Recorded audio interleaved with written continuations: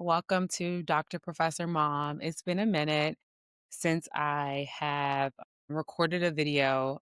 I just really have been super busy at work with papers and grants and students. My students and I just traveled to Accra, Ghana for the International Union of Materials Research Societies conference, and we had such a great time. I uploaded a little reel about my experience. It was really nice. It was really also great to bring my students with me to an international conference. That was the first time that my students came with me to an international conference and just to see how you think that they might be moving in certain directions or slow or fast. And then when they present and other people are like, they are great, they're amazing, you're doing a great job mentoring them. It really means a lot to hear that from people. One of my friends from grad school, her dad was one of the session chairs and was like, your students are amazing. I can tell they're being really well mentored and well trained. So that for me is just like anytime someone is complimenting my students, it's just confirmation that I'm doing something right in this role and they did amazing. But that's not why we're here today. I've been on TikTok and Instagram and seeing a lot of people talk about like how their 2025 went, right? And how, they had one plan and then it turned into something else. And so for me, I've been taking some time. I took some time when I was in Ghana, but I also took some time when I got back to really think about how it's been for me in 2025 and what was my expectations of the year and did it happen or did it not happen? And one of my expectations going into 2025 was that I would be a different person. Felt like I've discussed in other videos how tough 2024 was for me. And I felt like by the end of 2024, I was really a shell of myself and had developed, over the years, had developed some really bad habits that I didn't like. And I just wanted to I was exhausted in the sense of like mentally and emotionally exhausted, not even like a physical exhaustion, but just very mentally and emotionally exhausted. And so I felt like my expectation was 2025 is that I would get to the root of all of that and I would aspire to be the person that God intended me to be. So I really had two expectations to be a different person because I knew being a different person would make me a better scientist. It would make me a better mother, a better friend, a better daughter. All of the roles that I had, I knew it would make me better. Then also with that, to grow my relationship with God. And so I started meditating. I started praying more. I started, I feel like sometimes we go to church and we're just kind of going through the motions. Oh, I went to church. I went through the motions. I listen and then I leave out and I do the same things that I did before. Whereas I wanted to make sure when I left church that I was taking the teachings that I had learned with me and living out that in my daily life. And so again, it was really about this self rediscovery and self in a transformative experience, I would say. So one of the first things I did, I just made a post about it was hypnotherapy because I feel like I have done therapy, but we talk about my traumatic experiences, but we don't really talk about why we didn't take that back. We talk about why I respond that way, but more of the sense of I know better. Why am I choosing to respond that way? But then also, what is the feeling that is reoccurring when I'm triggered? And why do I have that feeling? And how do we work through that? And so I am a big risk, big reward person. It's very much true why I'm successful the way I am is because I do believe in big risk, big rewards. I was like, I want to do hypnotherapy.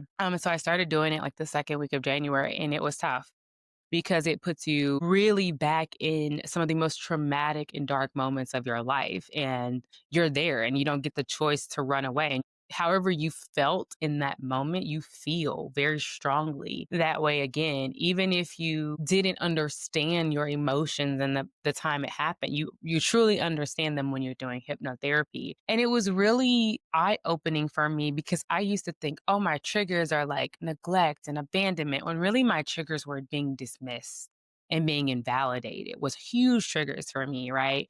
Or I didn't feel protected. Those were huge triggers for me. And so when somebody dismissed me or invalidated my feelings or even just invalidated my scientific understanding, I was in attack like mode. Like, oh, you're not going to say that my defense mechanism was to attack. And I learned that about myself. And I feel like when I had postpartum depression, that really brought that out. And then in hypnotherapy, you're put back in these situations and you really learn like what is really the occurring theme? Like, how am I feeling? And then you get to unpack it, right? You get to really say, like, okay, this is how I was feeling. Do I need a defense mechanism? If my colleague who I've known for 10 years disagrees with me, do I need to be defensive? Or do I just need to have a scientific discussion and tell them what my point and why I feel this way? And they tell me why they feel this way. And somehow we meet in the middle. Like, why does it have to be I have a defense mechanism? If my friend says something to me that I don't like, why do I don't need to tear my friend down. People are going to say things that you don't like. That's great. But that doesn't negate that this friend has been there for me in some of my toughest moments. So why am I feeling the need to respond that way? So it really helped like get to the root of those things and then learning that I don't need to it's exhausting being defensive. And I think when you have a PhD, especially in science and engineering, you are always defending something. The entire end of a PhD is called the defense, where you defend your work. So you're taught from the very beginning that you must be very good at defending yourself. And so anytime someone questions you, it's okay to defend yourself, right? What is not okay to do is tear people down or make people feel stupid or invalidate other people or dismiss them because that's the way that you're feeling. And so we always joke and say like PhDs expose all of your insecurities, and they do. When you're in a PhD program, I tell that to my students. And life will just do that. As you have very challenging times and moments, they will expose a lot of your flaws, the character flaws, insecurities that you have, vulnerabilities. And I felt like hypnotherapy really allowed me to unpack, like, over the years, like, how did I get here? Right? Like, traumatic work experiences, toxic work environments where you're constantly being belittled and demeaned. I experienced that throughout my life. I have friends who've experienced that. And I think people don't sometimes understand, like, for women of color, it's like you are always kind of in this defense protective mode. Whether it's at home, whether you're always feeling like you're misunderstood, is what I should say. Whether it's at home, whether it's in your job, sometimes at the gym, like getting your nails done. There's sometimes you're always like defending who you are. And it can make you a person that's always like on the defense, like ready at any point in time. But it complicates relationships because that's not the energy that you need to give every person. And I think what hypnotherapy helped me was okay, you are very mature in a lot of ways, but emotionally, you're very immature. And like, how do you gain the emotional intelligence and maturity that you need to be the person that God has intended you to be? And that really helped me figure like if I'm triggered by if I feel dismissed, I don't need to respond with rage. I don't need to respond with anger. There's a way. And if I say to someone, "Hey, I'm feeling like you're dismissing me," and they don't receive that, well, that's on them. But what's going to say more about me is how I respond. So if I respond with rage and anger, right, then that says that that's who I am and that's not who I am. And so I think that it really helped unpack a lot of those emotions. And I feel like as the year went on and I was doing hypnotherapy, sometimes I would have to take breaks because, again, you're dealing with some very heavy emotions. And sometimes you'll get pissed off at people who did things to you 10 years ago, or you get angry with yourself for you not showing up for you, right? Sometimes it's not so necessarily that someone else didn't show up for us or someone else didn't protect us. Sometimes it's that we didn't protect ourselves or we didn't show up the way we wanted to show up, right? And so sometimes there's a lot of guilt and shame and embarrassment for yourself more than for other people. So, sometimes I would have to take breaks and kind of regroup. One thing it can do too is it can give you resentment in the sense of like you start to resent people, but you have to. I know this more now than I ever did is that forgiveness is for you, it's not for the other person. And so I feel like for me, the resentment piece was coming up a lot because you would be like, oh, this person didn't show up for me in this moment. And like, they failed me and I don't ever want to be around them again. It's like other people have their own things going on. Why is my expectation that this person is going to put their life on hold and show up for me every time I need something? Maybe they didn't know how to show up for me. And I think the reason why I talked about God in the beginning is because when you're rooted in God's word, not what the pastor says, not what the church says, but what God says in his word, then you understand that their God is always extending grace. And he's extending grace to us. And there's plenty of examples throughout the Bible of God extending grace. and that no one is defined by mistakes that they make. So if you didn't show up for me that one time that I really need you, that doesn't define you as a person. And it doesn't mean I need to resent you either. And even if there's somebody who did something to me that I feel like, I can forgive you, but I don't know if it's going to be a close relationship, that's fine too, right? But I don't need to hold on to this resentment. And I feel like resentment is a tough emotion. And a lot of the times it's just projection, right? I'm feeling insecure. I'm feeling bad about something that happened.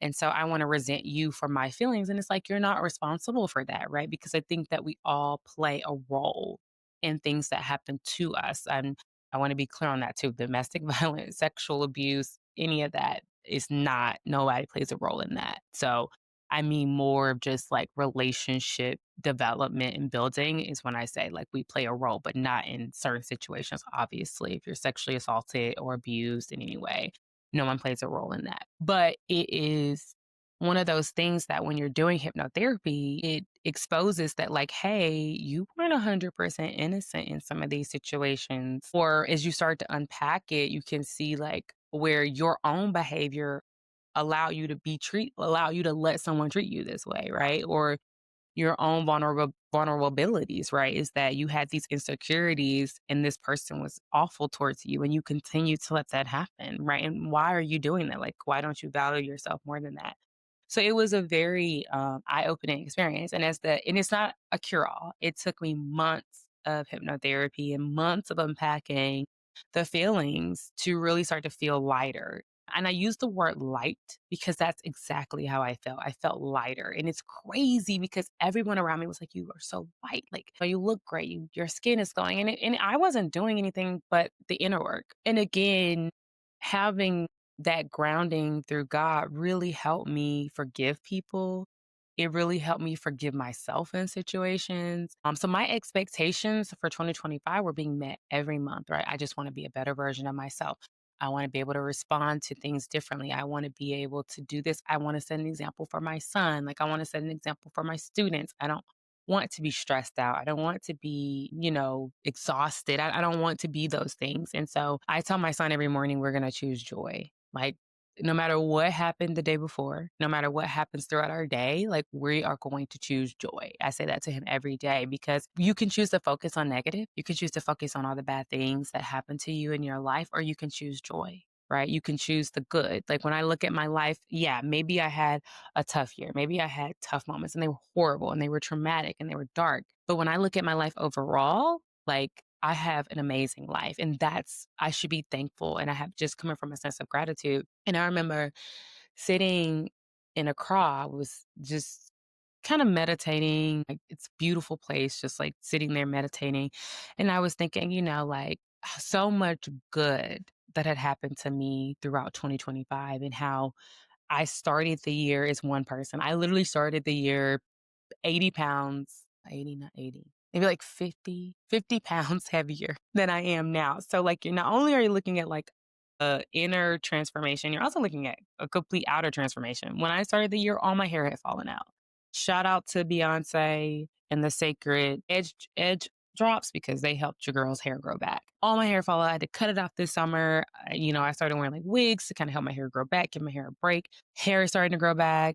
Just so many things. Like and what I learned is when you're doing the inner work, everything else falls into place. Like I used to think sometimes like I was cursed in certain ways, like I'm cursed in these ways. And it's like, no, that's my mindset. And I have been acting in an ungodly way. And I feel like God is like, I'm going to give you this tough year. I'm going to give you some of the worst moments in your life to get you back on track. And I felt like that's what was happening.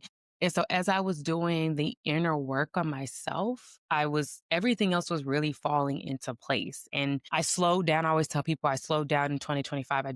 It's crazy because people say I traveled a lot, but I actually didn't travel as much as I usually do for work.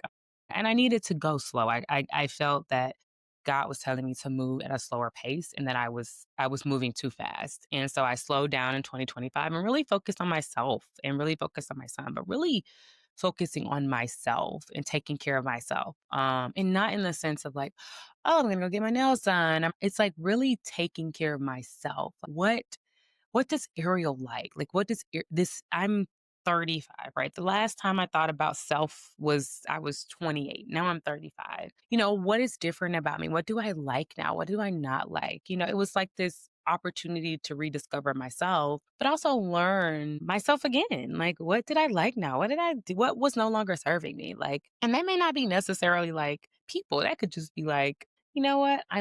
Example. Shout out to all the people who like individual eyelashes. I try individual eyelashes. I will never do that again. It did not make sense for those eyelashes to last from July to October. That's crazy. So, no, that was not my thing. And I was like, you know what? I like the way they make you look, but mascara is fine for me. But something I do like doing is getting my eyebrows laminated. Like the way it makes my face look, great, wonderful.